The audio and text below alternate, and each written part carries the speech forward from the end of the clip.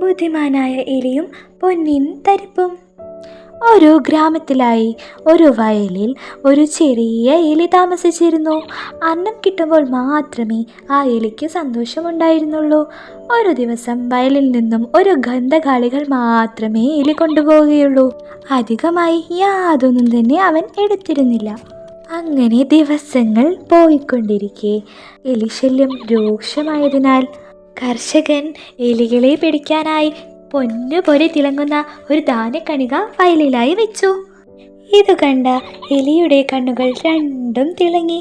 വാ, ഇതിന് മറ്റുള്ള ധാന്യക്കണികകളിൽ നിന്നും വളരെ വ്യത്യാസമുണ്ട്.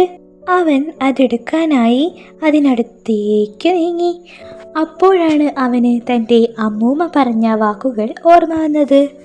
അമ്മൂമ്മ അവനോടായി പറഞ്ഞിരുന്നു, അധികമായ മോഹം നമ്മെ അപകടത്തിൽ കൊണ്ടുപോയി എത്തിക്കുമെന്ന്. അതിനാൽ ധാന്യങ്ങൾ എടുക്കുന്നതിൽ നിന്നും അവൻ പിന്തിരിഞ്ഞു.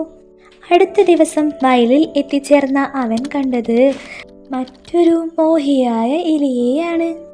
ആ എലി വയലിലായി സ്ഥാപിച്ചിരുന്ന പൊന്നിൻ ധാന്യക്കണികയുടെ കെണിയിൽ അകപ്പെട്ട് ജീവന് വേണ്ടി പിടയുകയായിരുന്നു.